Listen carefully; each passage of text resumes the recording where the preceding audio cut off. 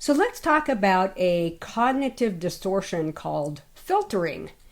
And it's basically where you are filtering out the good in your performance and saying, I didn't do much good, and focusing on the negative aspects of your performance instead. And what happens with filtering is that you never get accurate feedback. One example of filtering is if you get feedback after your performance and someone says, hey, great job, you may say, oh, they were just saying that to be nice. So here's another example. Researchers actually gathered an audience and had people with public speaking anxiety present in front of that audience. And in the audience, they basically staged it so that most of the people in the audience were smiling and nodding.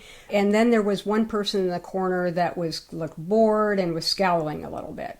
So at the end of the presentation, they interviewed all of the people with public speaking anxiety and said, what did you think? What kind of feedback were you getting from the audience? And they all were focusing on the one person in the room that was scowling and bored, and they were filtering out all of the positive feedback that they were getting from the rest of the audience. So that's a typical example of filtering out the good and focusing on the negative. So what I hear in the practice clubs a lot of times are things going through your head like, this isn't going well, or I should have done better, I should have been able to have that impromptu little speech come out smoother, as if I had had time to think about it. This isn't going well, I tripped on a word, I made a mistake, I used the wrong word, whatever it is. And there's a lot of focus on those things. And what I find important, especially when looking at the video recordings, is making sure that when you're looking at your performance and trying to look at it very objectively, that you're noticing how well you communicated the message. And in fact, the audience typically doesn't care about a whole lot of details, whether you tripped on a word or, a whole lot of details about how the message actually comes out.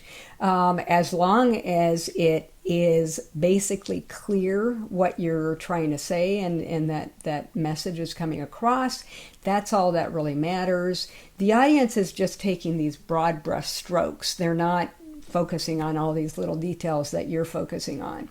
And so from the audience perspective, things are going very well. And yet what I'm hearing going on in your head and in a lot of the participants' head is that things are not going well.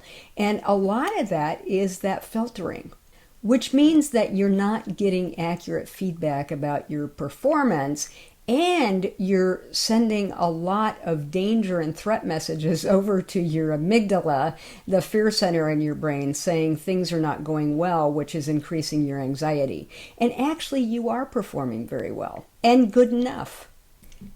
The other thing I want to mention is in research, most people with public speaking anxiety don't have a problem with communication skills. In fact, most people with public speaking anxiety are excellent communicators, incredibly intelligent, very articulate, very analytical, which the analytical part is probably what trips us up a little bit because we're overthinking things. But in terms of communication skills, that's not usually the problem. The problem is how we're interpreting our performance. And that negative interpretation actually creates more anxiety. And it's not realistic. It's not a realistic perception of your performance. And so what we try to do in the practice clubs is have the audience there, all the other members who are also afraid of public speaking, be a mirror to you and actually give you a realistic reflection of your performance. And we want to do that week after week after week so that you keep getting some accurate feedback about your performance. And once you start getting more positive feedback from yourself and accepting positive feedback from other people, then that feedback loop that you have going on right now, very self-critical, very kind of harsh internal monologue that you have going on about your performance, that starts getting reduced and your anxiety starts reducing.